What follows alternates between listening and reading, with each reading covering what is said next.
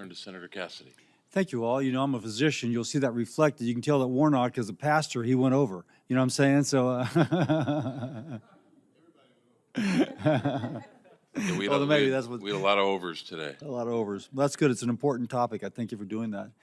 I am a physician, Mr. Townsend. I noted that you had said that in your testimony, if people have already asked my questions, I apologize. I've been running around. This is my sixth thing I've done today. So I apologize for not hearing what their answers were.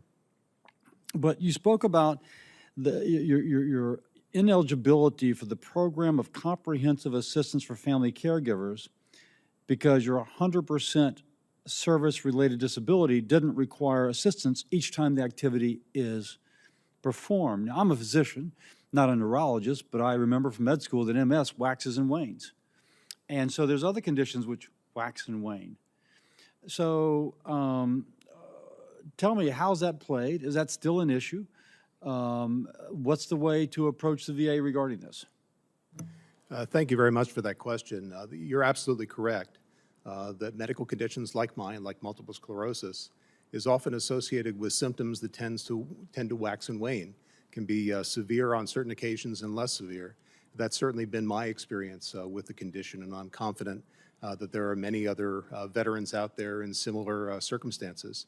As we talked about earlier, the VA's current requirement that the veteran require assistance with the performance of certain activities of daily living each time or every time that activity is performed is restrictive and has excluded not only myself, but I'm sure many other veterans like me from participation in this very valuable program. So is there a solution to propose? And Ms. Sawyer, I see you nodding your head. Yes, sir. One of the solutions would be that you remove, that VA removes each and every time from the language of the regulation. But one of our requests has been that Congress actually codify that it needs to be regular assistance with ADLs, because it was, in the regulation, it was regular assistance with the ADLs until VA reinterpreted the regulation. Oh, I see. And so we would like, that's why we would like to ask Congress to codify that language. Now, let me ask you, was there an issue with fraud? Why did they reinterpret?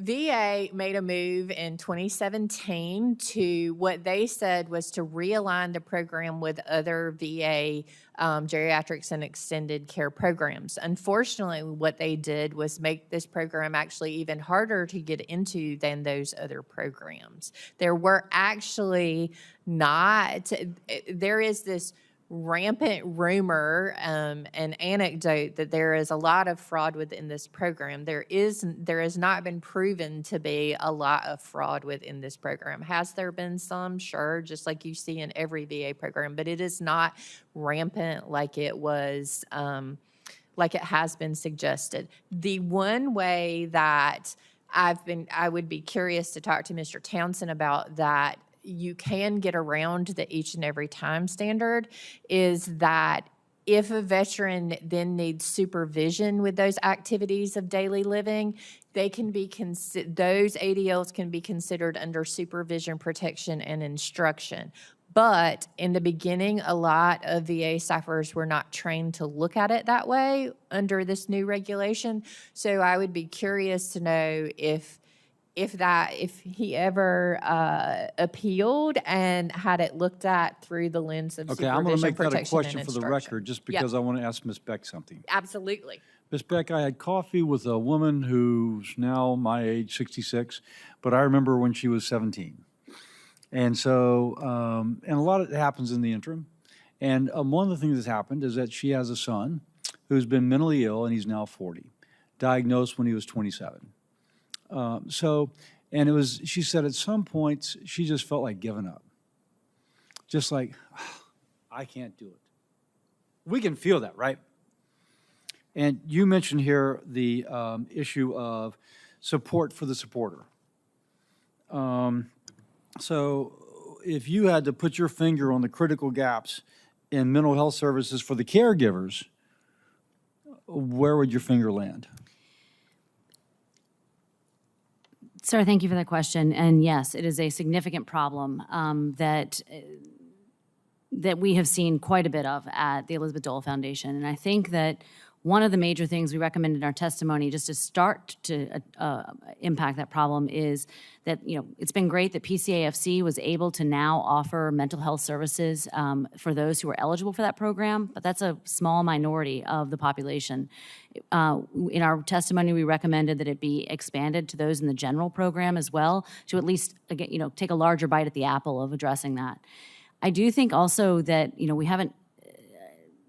we can also try to remove some of the burden that is felt by those caregivers by addressing some of the care coordination issues that are rampant, speaking of things that are rampant within the VA.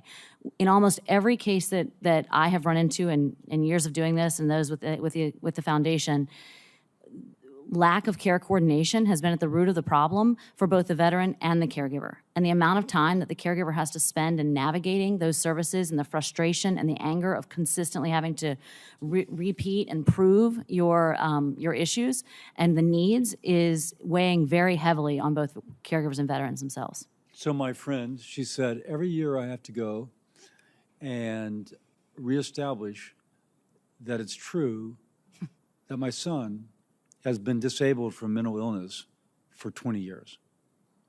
It's like, why? Now, I get you recover from some things, but there's some things you do not recover from. So it does seem like we could make some distinctions of that in our law. I got to apologize to Warnock. I went over longer than did he. But thank you all very much. Thank you. Senator Cassidy, thank you for your questions.